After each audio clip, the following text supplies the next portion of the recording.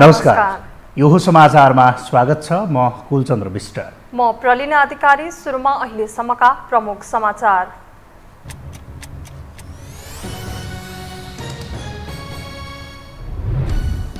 निर्वाचन आयोगद्वारा चुनावको अन्तिम मत परिणाम घोषणा। 4000 भन्दा बढी उम्मेद्वारको धरौटी जफत। राष्ट्रपति समक्ष भोलि प्रतिवेदन पेश गरिने।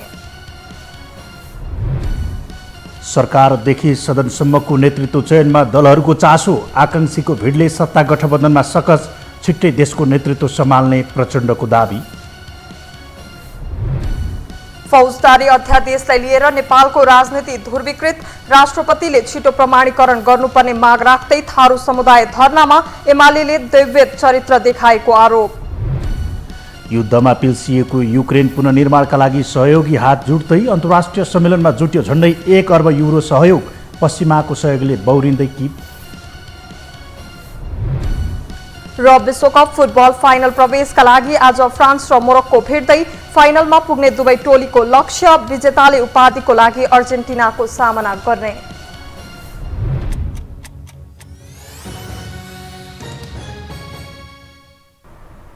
अब समाचार विस्तारमा।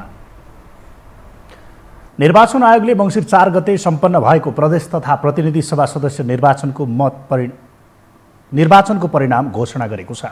प्रतिनिधि सभा सदस्य निर्वाचन ऐन 2074 को दफा 60 र प्रदेश सभा सदस्य निर्वाचन ऐन 2074 को दफा 60 बमोजिमको निर्वाचनको परिणाम घोषणा गरेको हो। आयोगले भोलि राष्ट्रपति समक्ष मत परिणाम सहितको प्रतिवेदन प्रस्तुत गर्ने जानकारी दिएको छ। प्रमुख निर्वाचन आयुक्त दिनेश कुमार थपलियाले बिहिबार राष्ट्रपति विद्यादेवी भण्डारी समक्ष प्रतिवेदन पेश गरिने बताउनु भयो। आयोग निर्वाचन आयोग ऐनको दफा 10 ले दिएको अधिकार प्रयोग गरी टोली गठन गरेर पठायो र त्यसको प्रतिवेदनको आधारमा त्यहाँ पुनः मतदान गर्नुपर्ने अवस्था देखिएन। त्यसकारण जहाँ पुनः मतदान गरियो त्यो सम्पन्न भइसकेको छ। अहिले हामी पुनः मतदानको विषय न अन्तिम नतिजाको विषय गरिराखेको हुनाले मलाई अब त्यसमा त्यति धेरै छलफल गरिरहनुपर्छ जस्तो लाग्दैन। आयोगले विवेकपूर्ण ढङ्गले न्यायसङ्गत ढङ्गले निर्णय गरेर यो काम गरिराखेको छ। आयोगले निर्वाचनमा 4000 भन्दा बढी उम्मेद्वारको धरौटी जफत भएको पनि जानकारी दिएको छ।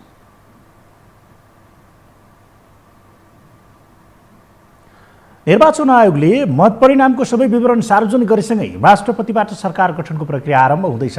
ठिक यसै बेला आगामी सरकारको नेतृत्वका लागि असली दौडधुप सुरु भएको छ। एक रिपोर्ट। कहिले वामपन्थी एकताका नाममा केपी ओलीसँगको वार्ता त कहिले 5 दलीय गठबन्धन नेतृत्वको सरकार भन्दै दुवैतर्फ सत्ताको खुलेआम बार्गेनिङ चलाइरहेका माओवादी अध्यक्ष प्रचण्डले बुधबार छिट्टै देशको नेतृत्वमा पुग्ने दाबी गरे। जबकि न उनी मतादेशमा पहिलो हुन् न उनलाई कसैले प्रधानमन्त्री बनाउन चाहिरहेको छ। तर उनी निर्णायक हुन्। थोरै तर सत्तामा खेल्न सक्ने तेस्रो मत ल्याएपछि बार्गेनिङ पावर बढाएका प्रचण्डले यसकै बलमा आगामी सरकारको नेतृत्व पनि आफैले गर्ने दाबी गरेका छन्। मैले अबका दिनमा, किनकि मसँग अब सायद धेरै वर्ष समय छैन, मसँग तपाईहरुको आशीर्वाद लाग्यो, तपाईहरुको माया र तपाईहरुको शुभकामनाले काम गर्यो भने मलाई लाग्छ म छिटै देशको नेतृत्व गर्ने ठाउँमा पुग्दैछु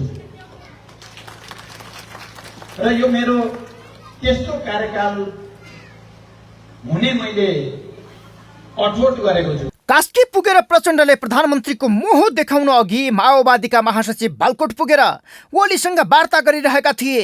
यसको मतलब प्रचण्डले देउबाको प्रेसर बढाएर सत्तामा पुग्ने पुरापुर तयारी गरेका छन्। किनकि सत्ताको असली खेलकुद अब सुरु भएको छ। निर्वाचन आयोगले विधिवत रूपमै बुधबार सम्पूर्ण मत परिणाम सार्वजनिक गरेसँगै सरकार गठनबारेको चर्चा व्यापक बनेको छ। आगामी सरकारको नेतृत्वका लागि प्रचण्डदेखि रामचन्द्र पौडेलसम्म अघि सरेका छन्। किनकि देउबालाई अत्याएर सत्ता हत्याउने गरी गृह कार्य गरिरहेका प्रचण्ड जस्तै रामचन्द्र पौडेलले पनि कांग्रेस सभापति शेरबहादुर देउबालाई भेटेर संसदीय दलको नेतामा प्रस्ताव गर्न आग्रह गरेका छन्। तर आफै संसदीय दलको नेता बनेर आगामी सरकारको नेतृत्व पनि आफैले गर्ने तयारीमा रहेका देउबाले अरूलाई समर्थन गर्ने गुन्जायस छैन। यद्यपि पौडेललाई देउबाले सोचौँला भनेर फर्काएका छन्। कङ्ग्रेसभित्रै महामन्त्री गगन कुमार थापाको प्रधानमन्त्री दौड पेचिलो बनाएको छ। थापालाई प्रधानमन्त्री बनाउनका लागि नेपाली कङ्ग्रेसका नेता अर्जुन नरसिंह केसीले सोमबार दिउँसो प्रचण्डसँग र बुधबार बाबुराम भट्टराईसँग भेटवार्ता गरेका छन्। त्यसअघि नै बालकोट पुगेर एमाले अध्यक्ष ओलीसँग पनि उनले भेटवार्ता र संवाद चलाएका थिए। यता आफै प्रधानमन्त्रीको आकांक्षा देखाइरहेका शेखर कोइराला विपक्षी र पार्टीभित्रका नेता फकाउन व्यस्त देखिन्छन्। कङ्ग्रेसभित्रै प्रधानमन्त्रीको मुख्य प्रतिस्पर्धा चलिरहेका बेला प्रचण्डहरूको हैसियत देखाउन एमाले पनि सरकार गठनको कसरतमा छ। यसका लागि कङ्ग्रेसकै नेतृत्व स्वीकार्न तयार रहेको उसले साझा पदहरूमा सहमति गर्नुपर्ने बताएको छ। समझदारीमा राज्य सञ्चालन गर्ने भन्ने बारेमा चाहिँ गठबन्धनमा रहेको नेता नेपाली काङ्ग्रेसले सोध्नुपर्छ। हाम्रो दृष्टिकोण अहिले त्यो नै हो। होइन हामी सोध्दैनौँ भन्ने स्थिति हो भने त अङ्कगणितले निर्धारित गर्ने कुरा त अङ्कगणितले निर्धारित गर्छ। यदि गठबन्धनभित्र रहेका दलहरू पनि हामी जतिकै स्वतन्त्र भयो भने चाहिँ यहाँले भन्नुभएको जस्तै 3-4वटा चाहिँ विकल्प रहन्छ। एउटा विकल्प दुईटा राष्ट्रिय शक्ति, दुईटा मेजर पार्टी मिलेर स्थिरता दिउँ भन्ने हिसाबले काङ्ग्रेस र एमालेको सहमतिको। अर्को विकल्प वामपन्थीहरू जम्मै आउट भएर काङ्ग्रेसको नेतृत्वमा गैर वामपन्थीको सरकार बन्ने। अर्को विकल्प गैर वामपन्थी आउट भएर एमालेको नेतृत्वमा वामपन्थी प्लसको सरकार बन्ने। र अर्को विकल्प भनेको चाहिँ दुवैतिरको सुगमताका साथीहरू मिलेर बनाउने। यी खालका चाहिँ परिदृश्यहरू आउन सक्थे। देउबालाई नरोकेसम्म प्रचण्ड प्रधानमन्त्री हुने सम्भावना छैन। यसका लागि कङ्ग्रेसभित्रकै शेखर सहितका नेताहरूलाई विश्वासमा लिने वा विगतदेखि नै कङ्ग्रेस माओवादी बीच पुलको काम गर्दै आएका कृष्णप्रसाद सिटौलासँग सहकार्य गर्ने प्रचण्ड खेल्न थालेका छन्। यसैका लागि सिटौला निकट उमाकान्त चौधरीसँग पनि प्रचण्डको संवाद भएको छ। यता कङ्ग्रेसभित्रकै प्रकाशमान सिंह सहितको एउटा पङ्क्ति ओलीको निकटतामा रणनीतिहरू बनाइरहेको छ। चौतर्फी चाँजो पाँजो र बार्गेनिङका हात हतियार प्रयोग हुन थालेपछि यसकै नेतृत्वमा सरकार बन्छ भन्ने सम्भावना अन्त्य भएको छ। सत्ताका लागि प्रयोग हुन सक्ने राप्रपा र राष्ट्रिय स्वतन्त्र पार्टी समेत मैदानका मूल्य बनेका छन्। स्वतन्त्र पार्टी सरकारमा जान तयार रहेका बेला राप्रपा भने खुलेको छैन। यो हो टेलिभिजनका लागि सन्तोष बिके थापा, काठमाडौँ। अब बाँकी समाचार। टिकापुर घटनामा जन्मकैदको सजाय भोगिरहेका रेशम चौधरीलाई छुटाउन सरकारले ल्याएको अध्यादेश प्रमाणीकरणको माग गर्दै माइतीघर मण्डलामा धरना दिइरहेको छ। अध्यादेशलाई छिटोभन्दा छिटो प्रमाणीकरण गर्न माग गर्दै माइतीघर मण्डलामा थारू समुदायले धरना दिएका हुन्। उनीहरूले अध्यादेश अविलम्ब प्रमाणीकरण गरिरहनुपर्ने र रेशम चौधरी लगायत टिकापुर घटनामा कैदको सजाय भोगिरहेको बन्दीहरूलाई कैद मुक्त गर्नुपर्ने माग गरेका छन्। स्थलगत गर्नुहोस्, त्यो सक्नुहुन्न भने सरकारले भन्नुहोस्। हामीलाई 5-5वटा छानबिन प्रतिवेदन छ। न्यायिक छानबिन प्रतिवेदनदेखि गृह मन्त्रालयको प्रतिवेदन, त्यो हामीलाई दिनुहोस्। त्यो किन भन्नुहुन्न? त्यो प्रतिवेदन तपाईँहरू नपढिकन, नबोलिकन, नबुझिकन हचुवाको घरमा नागरिक समाजको अगुवा जस्तो मान्छेहरूले अहिले अध्यादेशको विरोध गर्दै हुनुहुन्छ कि थारूहरू दानाबुन, थारूहरू हत्यारा हुन्छ। हाम्रो चुनौती छ, एकजना अहिलेसम्म थुना भएका आरोपित एकजना मान्छेलाई त्यो मान्छे हत्यारा भनेर प्रमाणित गरेर देखाइदिनुहोस्। होइन भने नागरिक समाजको अगुवा भनेर सडकमा ओर्लिन पाउँदैन। उनीहरूले टिकापुर घटनाको सम्बन्धमा नेकपा एमालेले द्वैत चरित्र देखाएको आरोप समेत लगाएका छन्।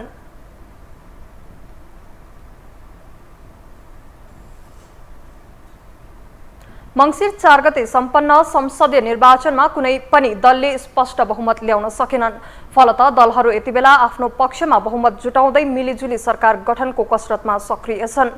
सत्तारूढ कङ्ग्रेस र प्रतिपक्ष एमाले सत्ता साझेदार बन्न सक्ने विषय निरन्तर चर्चा र चासोमा छ। एक रिपोर्ट। संसदमा प्रत्यक्षतर्फ 57 सिट सहित नेपाली कांग्रेस पहिलो शक्ति छ। प्रत्यक्षमा 44 सिट जितेर दोस्रो शक्ति बनेको नेकपा एमाले समानुपातिकतर्फ भने पहिलो दल हो। सरकार गठन गर्न 138 सिट आवश्यक छ। एमाले र कांग्रेस मिल्दा 167 सिट पुग्छ। यी दुई दल मिलेमा सरकार गठनमा अन्य दलसँग हार गुहार गर्नुपर्ने परिस्थिति नै समाप्त हुन्छ। चुनाव लगत्तै गठबन्धन फुटाएर आफ्नो नेतृत्वमा सरकार गठन गर्ने रणनीतिमा रहेको नेकपा एमाले अहिले पर्ख र हेरको अवस्थामा छ। नेकपा एमाले कांग्रेसले चाहेको अवस्थामा सरकार गठनमा साथ दिन तयार रहेको बताउँदै आएको छ कि जबसम्म गठबन्धन एक ठाउँ रहन्छ हामीले प्रयास गर्नुको अर्थ पनि हुँदैन। अहिले नै उहाँहरू चाहिँ आलो पालो प्रधानमन्त्री भनिराख्नु भएको छ, गठबन्धनले स्थिर सरकार दिने भन्न पनि सक्नु भएको छैन। त्यस्तो अवस्थामा चाहिँ उहाँहरू चाहिँ अब एक प्रकारले भन्दाखेरि काङ्ग्रेस एमाले मिलेर जाने भन्ने खालको तहमा उहाँहरू आउनुहुन्छ भन्ने मलाई लाग्छ। हामी त के भन्छौँ भने काङ्ग्रेसले साँच्चै सहकारीको कुरा हो भने उसले नेतृत्व गरोस्, हामी बाहिरबाट सहयोग गरिदिन तयार छौँ। सत्ता समीकरणका लागि एमाले र काङ्ग्रेस भित्रभित्रै छलफलमा जुटेको खबरहरू सार्वजनिक भइरहेका छन्। केही काङ्ग्रेस नेताहरूको बालकोट यात्राले यसलाई थप चर्चामा ल्याएको छ। आइतबार मात्र एमाले अध्यक्ष केपी शर्मा ओली र काङ्ग्रेस नेता अर्जुन नरसिंह केसी बीचको भेट, केही समय अघि अध्यक्ष ओली र काङ्ग्रेस नेता प्रकाशमान सिंहको भेटलाई पनि अर्थपूर्ण रूपमा हेरिएको छ। मुलुकको राजनैतिक स्थायित्वका लागि भए पनि काङ्ग्रेस र एमाले मिलेर सरकार गठन गर्नुपर्ने आवाज काङ्ग्रेसभित्रै उठिरहेको छ र नेतृत्वप्रतिको निराशालाई मध्यनजर गर्दै राजनीतिक दलहरू सचिएर स्थिर सरकार दिन यदि अग्रसर हुने हो भने पहिलो चोइस भनेको नेपाली काङ्ग्रेस र नेकपा एमालेको सरकार नै हो। राजनीतिक चातुर्यतामा खप्पिस प्रधानमन्त्री समेत रहेका काङ्ग्रेस सभापति शेरबहादुर देउबा भने आफ्नो नेतृत्वमा गठबन्धनकै कम्फर्टेबल सरकार बनाउने रणनीतिमा छ। गठबन्धनका दलहरूलाई थुमथुमाउँदै अन्य साना दलहरू सत्ता समीकरणमा सामेल गराउने कसरतमा उनी छन्। गठबन्धनभित्र भागबण्डा र सत्ता बार्गेनिङले तीव्रता पाइ नै रहेको छ। फरक गठबन्धन मार्फत चुनावमा होमिएका कारण सत्ता समीकरणमा एमाले काङ्ग्रेसको मिलन त्यति सहज नहुने विश्लेषण पनि हुने गरेको छ। यो गठबन्धनकै नेतृत्वमा अहिले भइरहेकै नेताबाट यो सरकार बन्ने तर्खरमा गइरहेको होला होइन। सोसियल साइन्स हो, ठ्याक्कै हुन्छ भन्न सकिँदैन, होला। बन्नुपर्ने चाहिँ के हो भने फेरि पनि चाहिँ सम्पूर्ण कम्युनिस्ट एक ठाउँमा आएर चाहिँ सरकार बनाउने प्रयत्न गरे र आफ्नो आफ्नो गल्तीको प्रायश्चित गरेर अगाडि बढ्यो भने यो मुलुकको कल्याण हुनेछ होला। सत्ताको चोचो मोचो मिले जोसुकैसँग जुनसुकै बेला जुट्न र फुट्न सक्ने चरित्र दलहरूको छ। अर्कोतर्फ ठूला दलहरू नै पक्ष र प्रतिपक्षमा बस्दा सरकार गठनमा साना दलहरूको भूमिका निर्णायक हुने र यसले सरकारलाई अस्थिर बनाउने खतरातर्फ भने दलहरू सचेत हुन आवश्यक छ। यो हो टेलिभिजनका लागि निम्लेकी शेर्पा, काठमाडौँ। हामीसँग समाचार बाँकी नै छन्, अहिलेलाई विश्राम।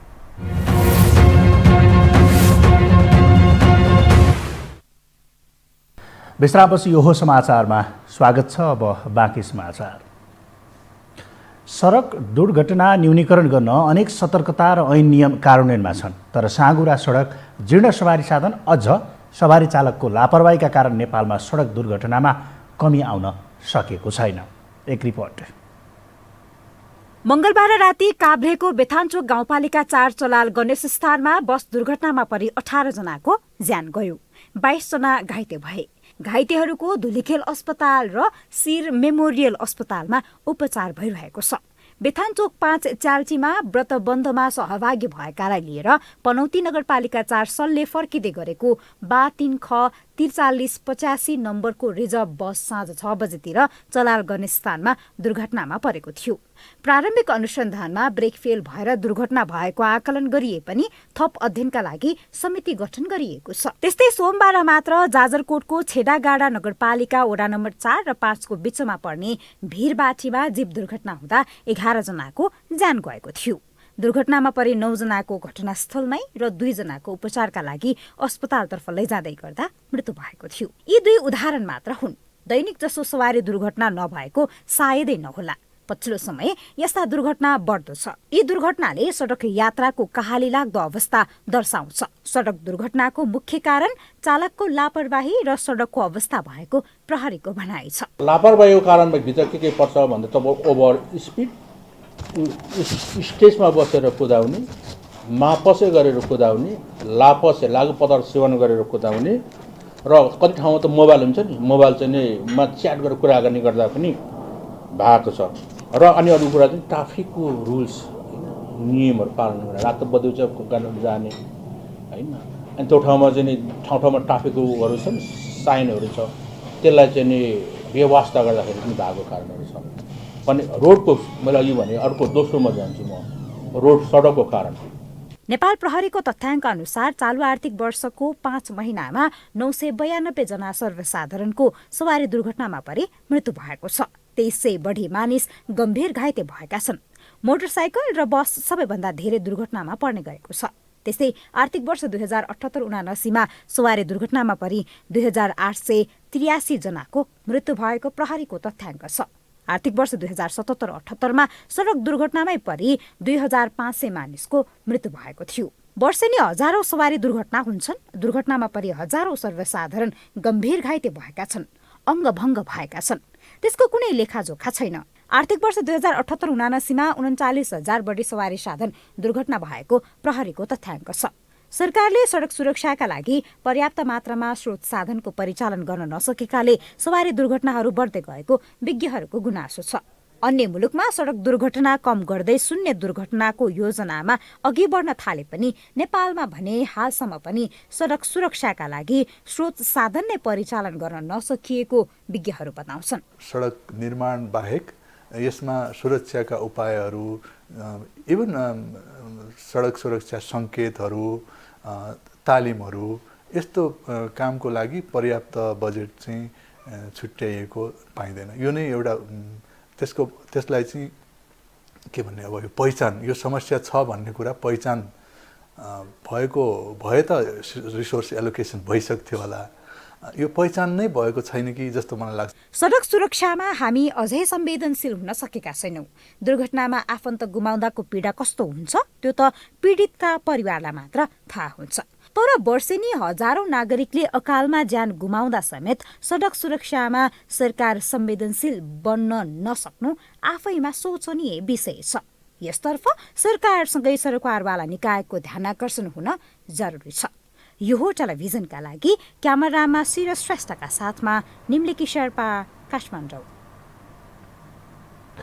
राष्ट्रिय स्वतन्त्र पार्टीका सभापति एवं नवनिर्वाचित सांसद रवि लामिछानेको सांसद पद खारेजीको माग गर्दै सर्वोच्च अदालतमा रिट दायर भएको छ। संवैधानिक इजलासमा दायर गरेको रिटमा रवि लामिछानेको सांसद पद र राष्ट्रिय स्वतन्त्र पार्टीको सभापति पद खारेज गर्न माग गरिएको हो। रिटमा लामिछाने, राष्ट्रिय स्वतन्त्र पार्टी, निर्वाचन आयोग, सङ्घीय संसद र जिल्ला प्रशासन कार्यालय काठमाडौँलाई विपक्षी बनाइएको छ। चितवन 2बाट निर्वाचित लामिछानेले अमेरिकाको नागरिकता प्राप्त गरेपछि नेपाली नागरिकता कायम नरहेको अवस्थामा पनि पदाधिकारी रही दल दर्ता गरेको उम्मेदवारी दिएको र निर्वाचित समेत भएको भन्दै संविधान तथा ऐनको गम्भीर उल्लङ्घन गरेको दाबी गरिएको छ।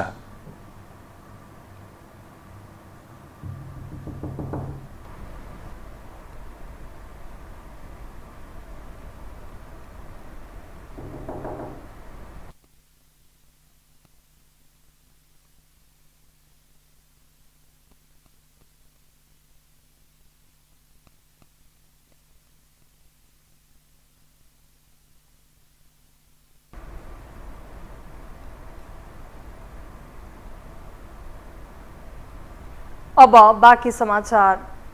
मङ्सिर 4 गते सम्पन्न आम निर्वाचनको अन्तिम परिणामले सबैभन्दा धेरै मत कम्युनिस्ट पार्टीहरूले पाएका छन्, तर सबैभन्दा ठूलो दल नेपाली कांग्रेस बनेको छ। यही बीचमा नयाँ पार्टीहरूको शानदार उदय हुँदा राप्रपाले पनि आफ्नो हैसियत सुधार गरेको छ। तर उसको यो सफलतालाई अध्यक्ष लिङदेनसँग जोडेर हेर्दै गर्दा निर्णायक वैकल्पिक शक्तिको हैसियत किन प्राप्त गरेन भन्ने प्रश्न समेत उठेको छ। एक रिपोर्ट। राष्ट्रिय प्रजातन्त्र पार्टी राप्रपाका अध्यक्ष राजेन्द्र लिङदेन झापा 3बाट विजयी बन्दै गर्दा अरू 13 जना नेताले संसद यात्रा तय गरेका छन्। प्रत्यक्षतर्फ मात्रै 7 सिट प्राप्त गरेको राप्रपाले यो पल्ट अवस्था सुधार गर्दै समानुपातिकमा पनि 7 सिट नै प्राप्त गरेको छ। 2074 मा 1 सिट मात्र जितेको तथा थ्रेसहोल्ड कटाउन नसकेको राप्रपा यो पल्ट राष्ट्रिय पार्टी मात्र बनेको छैन कि मत प्रतिशत पनि बढाएर 6% को हाराहारीमा पुर्याएको छ। एकातर्फ पार्टी फुटको असर र अर्कातर्फ राष्ट्रिय स्वतन्त्र पार्टीमा देखिएको उलारको चेपुवामा परेको राप्रपाको यो सफलता यति बेला अध्यक्ष राजेन्द्र लिङदेनसँग जोडेर हेरिन थालिएको छ। सत्तारूढ दलहरूले गठबन्धन बनाएका कारण एक्लै लड्न सहज नभएको अवस्थामा एमालेसँगको तालमेल गरेर लिङदेनले चालेको रणनीतिक कदम तथा कमल थापा निकट पदाधिकारीलाई गरेको व्यवस्थापनको चर्चा पनि अहिले चलिरहेको छ। तर चुनावी परिणामले ठूला दलहरू कांग्रेस, एमाले र माओवादी केन्द्रप्रति मतदाताको असन्तुष्टि प्रष्ट पारे पनि त्यसको लाभ राप्रपाले पाउन सकेन भने मुख्य वैकल्पिक शक्ति बन्ने लिङदेनको उद्घोषले पनि मूर्त रूप पाउन सकेन। राप्रपाले मत पाउन क्यास गर्न खोजेको असन्तुष्टि राप्रपालाई भन्दा राष्ट्रिय स्वतन्त्र पार्टी रासपालाई बढी फाइदाजनक हुँदा एजेन्डा अस्वीकृत, नयाँ नेतृत्वको अनुमोदन भएको रूपमा समेत अर्थ्याउन थालिएको छ। तर राप्रपाका नेता तथा नवनिर्वाचित सांसद दीपक बहादुर सिंह भने यो राप्रपाको एजेन्डाकै विजयका रूपमा अर्थ्याउँछन्। राप्रपा राष्ट्रिय शक्ति बन्नु संघीयता, धर्मनिरपेक्षता र गणतन्त्र फेल भएको सन्देश भएको उनको तर्क छ। यस अर्थमा आफ्नो पार्टी सफल भएको उनी बताउँछन्। आज जनताले त्यो मुद्दाको पक्षमा चाहिँ एउटा मत दिएका छन्। अब यिनीहरूको चाहिँ यी ठुला पार्टीका ठुला नेताहरूको त बारेमा प्रष्ट भइसक्यो। त्यही कारण विकल्पको रूपमा हामी आएका छौँ। हामीबाट राष्ट्र र जनतामाथि गद्दारी हामी गर्दैन। तर राप्रपाकै एक पक्षले भने लिङ्गदेनको रणनीतिमाथि प्रश्न मात्र उठाएको छैन कि अहिलेको स्थितिलाई उपलब्धिका रूपमा लिन नसकिने समेत बताएको छ। विगतमा भन्दा पार्टी सफल भए पनि प्राप्त मतले नयाँ उदाएको राष्ट्रिय स्वतन्त्र पार्टी निर्वाचनमा चौथो ठुलो शक्ति भएको छ। पूर्व सञ्चारकर्मी रवि लामिछाने नेतृत्वको यो दलले 7 ठाउँमा प्रत्यक्षतर्फ चुनाव जित्दा 13 सिट समानुपातिक तर्फबाट प्राप्त गरेको छ। यही कारण अबको मुख्य वैकल्पिक शक्तिका रूपमा समेत राष्ट्रिय स्वतन्त्र पार्टी अघि आउँदा राप्रपाको वर्तमान अवस्था उपलब्धिमूलक नभएको यो पक्षको तर्क छ। फलत कसैको देवत्वकरण आवश्यक नरहेको नेता डाक्टर प्रकाश चन्द्र लोहनी बताउँछन्। बढेको छ निश्चित रूपमा। तिनटै पार्टी एक भयो नि त। अब एक किसिमले एक हुँदाखेरि तिनवटा छुट्टै छुट्टै हुँदाखेरि त थ्रेसहोल्ड काटेको थियो भने तिनवटा एक भएपछि केही वृद्धि हुनु चाहिँ त्यसलाई चाहिँ ठुलो अतिरञ्जित तरिकाले चाहिँ ठुलो उपलब्धि हो भनेर भन्नु चाहिँ त्यो यथार्थ नबुझिया ठहरिन्छ। तालमेलको कारणले गर्दा त्यो अभिव्यक्ति र त्यो तालमेलको कारणले गर्दाखेरि राप्रपालाई नोक्सान भयो वास्तवमा। त्यसकारण त्यो मानेमा हाम्रो त्यो तालमेल गर्ने जुन निर्णय थियो त्यो गल्ती थियो। एउटा व्यक्तिले गर्दाखेरि एउटा केहीले गर्दाखेरि चाहिँ केही त्यस्तो भयो भनेर भन्ने हो भने त्यो अतिरञ्जित कुरा हो। राजनीतिक विश्लेषक पनि राप्रपाको वर्तमान अवस्था स्वाभाविक भएकै बताउँछन्। उनीहरूको मत सदा 5 देखि 6% कै हाराहारीमा रहने हुनाले कुनै बेला 1-2 सिट बढी जित्दैमा एजेन्डा पास भएको रूपमा बुझ्न नहुने उनीहरूको तर्क छ। अहिले राष्ट्रिय स्वतन्त्र पार्टीले सफलता प्राप्त गरेको भए पनि राप्रपाले हर्ष बढाइ गर्न आवश्यक नभएको उनीहरूको भनाइ छ। बाघ र बिरालोको बच्चा सानामा उस्तै देखिए पनि केही महिनाकै अन्तरमा दुवैमा देखिने फरकको उदाहरण नै अहिलेको राप्रपाको अवस्थालाई ठिक हुने विश्लेषक मुमाराम खनाल बताउँछन्। अहिले जुन राप्रपाको मत आएको छ त्यति मत चाहिँ राप्रपाको पहिला पनि थियो, मात्रै त्यसको नेतृत्वमा चाहिँ समस्याहरू थिए। अहिले त्यसलाई चाहिँ अलिकति पुनर्ताजगी चाहिँ दिन बित्तिकै त्यो मत चाहिँ त्यही गयो होइन। बाघको र बिरालोको बच्चाको उदाहरण पनि दिने गरेका थिएँ होइन। दुइटैले हुनुभयो भने उस्तै हुन्छन् पहिला। तर जति खुवाउनु भयो भने पनि बिरालो बाघ बन्दैन, त्यो मोटो बिरालो चाहिँ हुन्छ। तपाईँहरूले बनाउने भनेको पातलो बिरालो अथवा मोटो बिरालो मात्रै हो, त्यसलाई बाघ बनाउन सकिँदैन। त्यो मत त्यति नै छ क्या। त्यो नेपालको सन्दर्भमा त्यो खालको चाहिँ एउटा मत चाहिँ सुरक्षित छ। त्यो जहिले पनि हुन्छ राप्रपालाई। एउटा मन्त्री हुने तहसम्म, 5-7 जना सांसद हुने तहसम्म होइन, त्यो चाहिँ जहिले पनि हुन्छ। अनि हुन पनि मत प्रतिशतका दृष्टिबाट हेर्दा राप्रपा सदाबहारकै अङ्कमा छ, जुन न त पहिलो शक्ति बन्ने गरी विकास हुने देखिन्छ भने न त लुप्त हुने नै छ। यसैको वरिपरि रहेर सिटमा हुने हेरफेर देखाउँदै सफलताका रूपमा विज्ञापन गर्दै गर्दा नयाँ पार्टीको उदयले राप्रपाको सफलता छर्लङ्ग पारिदिएको छ, जसले राप्रपा विकल्प नबन्ने देखिँदै गर्दा राष्ट्रिय स्वतन्त्र पार्टी नै विकल्प बन्छ त त्यसको उत्तर पाउन अब उसले लिने रणनीतिमा निर्भर हुने देखिन्छ। यो हो टेलिभिजनका लागि कुलचन्द्र विष्ट, काठमाडौँ। शिक्षा, विज्ञान तथा प्रविधि मन्त्री देवेन्द्र पौडेलले संघीयताले नेपालको संस्कृतिको प्रतिनिधित्व गर्नुपर्ने बताउनु भएको छ। बुधबार आदिवासी जनजाति आयोगले ललितपुरमा आयोजना गरेको आदिवासी जनजाति ज्ञान सम्मेलनमा बोल्दै मन्त्री पौडेलले नेपाली प्रकृतिको विशेषता, भूगोल र नेपालको संस्कृतिको प्रतिनिधित्व हुने संघीयता आफूहरूले खोजेको बताउनु भएको हो। उहाँले देशलाई संघीय संरचनामा लाने बेलामा आफूहरूले समुदायको पहिचान झल्कने गरी नाम राखेर जान खोजेको भए पनि त्यस्तो गर्न नसकिएको बताउनुभयो। हाम्रो संहितामा जो जोडेको भएदेखि पहिला सुरुमा भन्दाखेरि त त्यही मात्रै हो कि भन्ने जस्तो हुन्थ्यो। त्यो जान्थ्यो र हामीले त्यो प्रकृतिको नेपाली विशेषता, नेपालको भूगोल, नेपालको संस्कृति, नेपालको चाहिँ आञ्चलिकताको चाहिँ प्रतिनिधित्व हुने संघीयता हामीले खोजेको हो। प्रशासनिक विभाजन मात्रै होइन, प्रशासनिक विभाजन जता पनि हामीले गरेको थियो। त्यस कारणले संघीयता भन्दा बित्तिकै राज्यका सबै निकायहरूमा समावेशी, समानुपातिक, पहुँच प्रतिनिधित्वको सुनिश्चितता, आञ्चलिकता पनि त्यसका आधारमा राज्यका सबै निकायहरूको प्रतिनिधित्व हामीले खोजेको लोकतन्त्र त्यस्तो थियो। मन्त्री पौडेलले आपसी सद्भावलाई कायम राख्दै समुदाय विशेषको परम्परा र प्रचलनहरूलाई अगाडि बढाउनु पर्ने बताउनुभयो।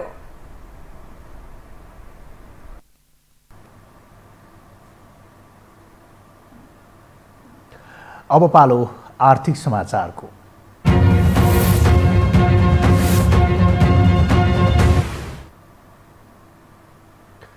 अर्थमन्त्री जनार्दन शर्माले निजी क्षेत्रहरूले सरकारले आफूलाई छुट्टै बुझ्छ भन्ने सोचबाट मुक्त हुनुपर्ने बताउनु भएको छ। आज नेपाल आर्थिक पत्रकार सङ्घ नाफिजको 13औं वार्षिक साधारण सभालाई सम्बोधन गर्दै उहाँले सरकार र निजी क्षेत्र एकअर्काका परिपूरक भएकाले सरकारले निजी क्षेत्रलाई छुट्टै बुझ्ने नगरेको स्पष्ट पार्नुभयो। उहाँले निजी क्षेत्रलाई सरकारले आर्थिक विकासको महत्त्वपूर्ण पाटोको रूपमा सोचेको बताउनुभयो। अर्थमन्त्री शर्माले नीतिमा नै सरकार र निजी क्षेत्र बीचको सम्बन्धका बारेमा उल्लेख गरिएको भन्दै तत्काल परेका समस्याहरूमा समाधानका लागि छलफल गर्न सरकार तयार रहेको बताउनुभयो।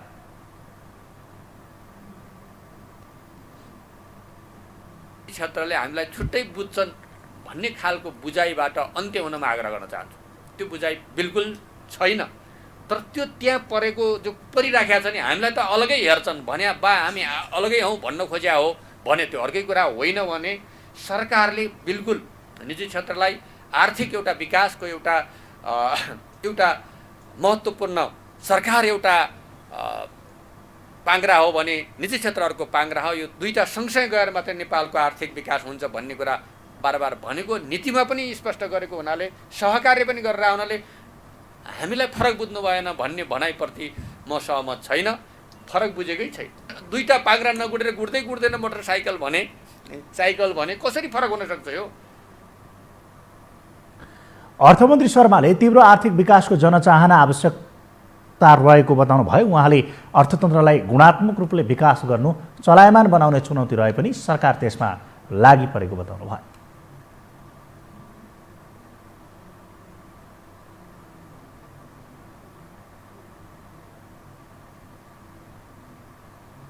हामीसँग अन्तर्राष्ट्रिय र खेलकुद समाचार बाँकी नै छन्। अहिलेलाई पुनः विश्राम।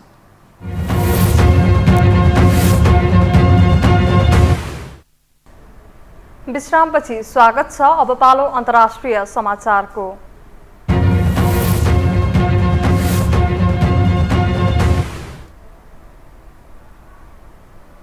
क्षतिग्रस्त भएका संरचनाको पुनर्निर्माणका लागि सहयोग जुटाउन फ्रान्सको पेरिसमा भएको अन्तर्राष्ट्रिय सम्मेलनले युक्रेनका लागि झण्डै 1 अर्ब युरो सहायता उपलब्ध गराउने प्रतिबद्धता जनाएको छ।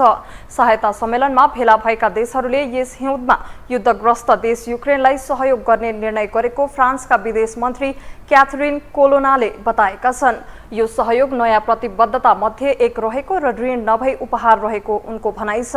फ्रान्सका राष्ट्रपति इमानुएल म्याक्रोनले राजनीतिज्ञ, सहायता निकाय तथा विभिन्न कम्पनीको भेला गरी सहयोगको आह्वान गर्नुभएको थियो।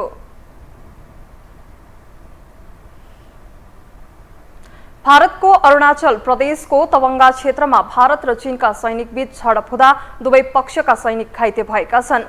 झडपपछि दुई देशबीचको सम्बन्ध फेरि तनावपूर्ण बनेको छ। एक रिपोर्ट। अरुणाचल प्रदेशको तवाङ सेन्टरमा भारत र चीनका सैनिक बीच झडप भएपछि दुई देशबीच फेरि तनाव बढेको छ। चीनले अरुणाचल प्रदेशलाई लिएर विगतमा पनि लगातार दावी गर्दै आएको छ र भारतले हरेक पटक त्यसको खण्डन गर्दै आएको छ। चीनले अरुणाचल प्रदेशलाई आफ्नै भूमि दक्षिण तिब्बत भन्छ। भारत र चीन बीच झण्डै 3500 किलोमिटर लामो सिमानालाई लिएर विवाद छ, जसलाई वास्तविक नियन्त्रण रेखा भनिन्छ। सन् 1912 सम्म तिब्बत र भारत बीच कुनै स्पष्ट सीमा रेखा कोरिएको थिएन। यी क्षेत्रहरूमा न मुगल र अंग्रेजहरूको नियन्त्रण थियो। भारत र तिब्बतका जनता पनि स्पष्ट सीमा रेखाको बारेमा निश्चित थिएनन्। अंग्रेज शासकहरूले पनि त्यसको वास्ता गरेनन्।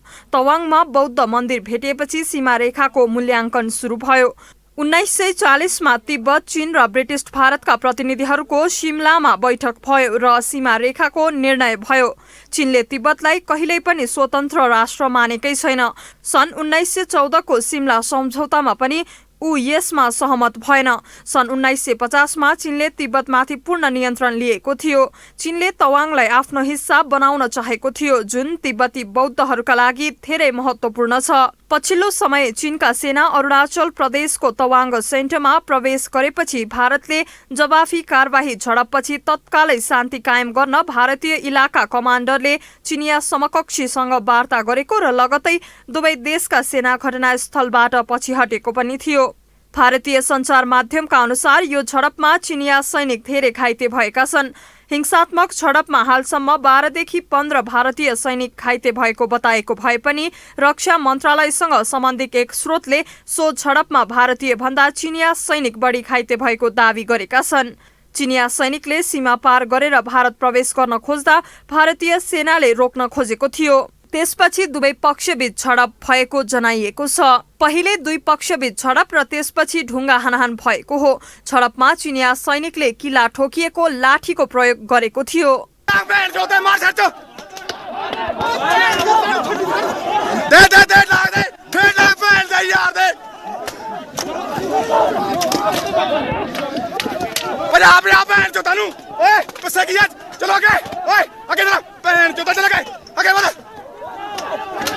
राजनाथ सिंहले संसदीय चिनिया सैनिकले तवाङको यक्ष्य क्षेत्रमा वास्तविक नियन्त्रण रेखामा अतिक्रमण गरेर यथास्थितिलाई एकतर्फी बदल्ने प्रयास गरेको जानकारी गराएका छन्।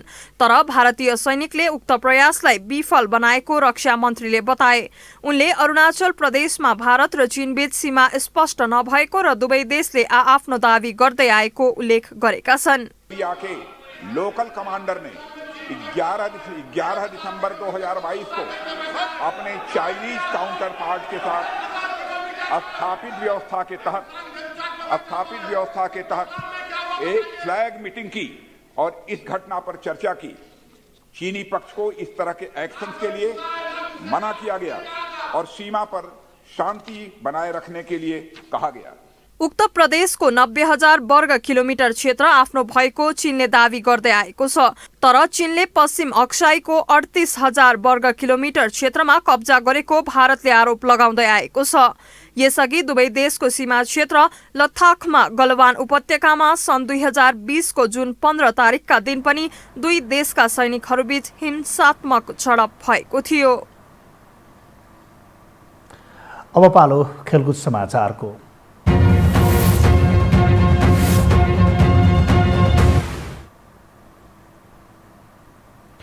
फिफा विश्वकप फुटबलको दोस्रो सेमिफाइनल खेल आज हुँदैछ। कतार विश्वकपको दोस्रो सेमिफाइनलमा फ्रान्स र मोरक्को भिड्ने भएका हुन्। अल वायत स्टेडियममा हुने फ्रान्स र मोरक्को बीचको खेल राति 12:45 सुरु हुनेछ। साबिक विजेता फ्रान्स र मोरक्को दुवै जित निकाल्दै फाइनल पुग्ने योजनामा रहेका छन्। यस खेलको विजेताले फाइनलमा अर्जेन्टिनासँग खेल्नेछ। साबिक उपविजेता क्रोएसियालाई हराउँदै अर्जेन्टिना फिफा विश्वकप 2022 को फाइनलमा प्रवेश गरेको छ। छैटौं पटक विश्वकपको फाइनल पुग्ने क्रममा अर्जेन्टिनाले क्रोएसियालाई 3-0 गोल अन्तरले पराजित गर्यो। अब उपाधिका लागि अर्जेन्टिना फ्रान्स र मोरक्को बीच आज राति हुने खेलको विजेतासँग प्रतिस्पर्धा गर्नेछ। एक रिपोर्ट।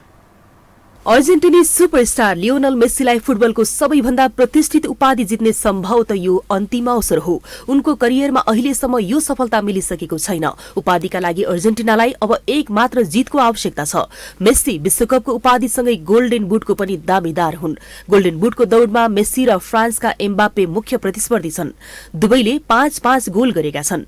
मेस्सीले अब एक मात्र खेल खेल्न बाँकी छ। एम्बापेले 2 खेल खेल्ने सम्भावना जीवितै छ। त्यसको लागि पहिलो पटक विश्वकपको सेमी फाइनलमा पुगेको मोरक्कोलाई फ्रान्सले पराजित गर्नुपर्नेछ। फ्रान्स 16औं पटक र मोरक्को 6औं पटक विश्वकप खेलिरहेका छन्। साबिक विजेता फ्रान्ससँग पहिलो पटक सेमी फाइनलमा पुगेको मोरक्को चुनौती बन्न सक्ने बताइन्छ। जारी विश्वकपमा मोरक्कोलाई कुनै पनि टोलीले गोल गर्न सकेका छैनन्।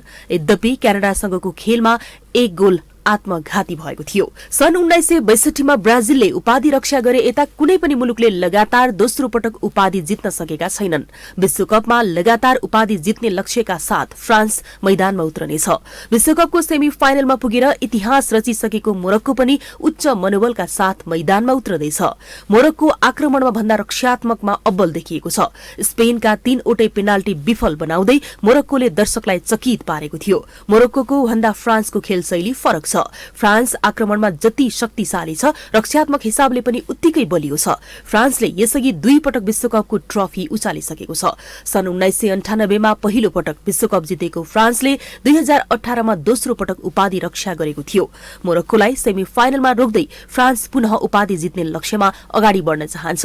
मैत्रीपूर्ण र अन्य प्रतियोगितामा गरी फ्रान्स र मोरक्कोले 7 पटक प्रतिस्पर्धा गरेका छन्, जसमा 3 खेलमा फ्रान्स विजयी भएको छ भने 4 खेल बराबरीमा सकिएका थिए। यो हो टेलिभिजनका लागि पासाङ शेर्पा, काठमाडौँ। खेलकुद समाचारसँगै हामी यो हो समाचारको अन्त्यमा आइपुगेका छौं। बिदा हुनु अघि प्रमुख समाचार पुनः एकपटक।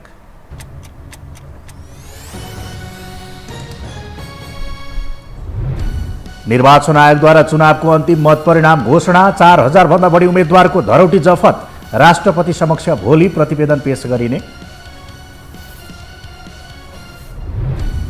सरकारदेखि सदनसम्मको नेतृत्व चयनमा दलहरूको चासो, आकांक्षीको भिडले सत्ता गठबन्धनमा सकस, छिट्टै देशको नेतृत्व सम्हाल्ने प्रचण्डको दावी। फौजदारी अध्यादेशलाई लिएर नेपालको राजनीति ध्रुवीकृत, राष्ट्रपतिले छिटो प्रमाणीकरण गर्नुपर्ने माग राख्दै थारू समुदाय धरनामा, एमालेले द्वैत चरित्र देखाएको आरोप। युद्धमा पिल्सिएको युक्रेन पुनः निर्माणका लागि सहयोगी हात जुटाउँदै अन्तर्राष्ट्रिय सम्मेलनमा जुट्यो झण्डै 1 अर्ब युरो सहयोग, पश्चिमाको सहयोगले बेरिँदै किव। र विश्वकप फुटबल फाइनल प्रवेशका लागि आज फ्रान्स र मोरक्को भिड्दै, फाइनलमा पुग्ने दुवै टोलीको लक्ष्य विजेताले उपाधिका लागि अर्जेन्टिनाको सामना गर्ने।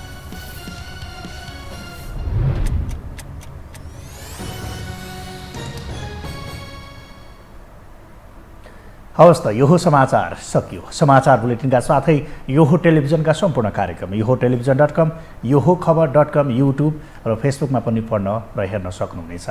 मोबाइलमा यो टिभी एप डाउनलोड गरी हामीलाई प्रत्यक्ष हेर्न सक्नुहुनेछ। तथ्यसहितको निष्पक्ष समाचार तथा मनोरञ्जनका लागि हेर्दै रहनुहोला यो टेलिभिजन। नमस्कार।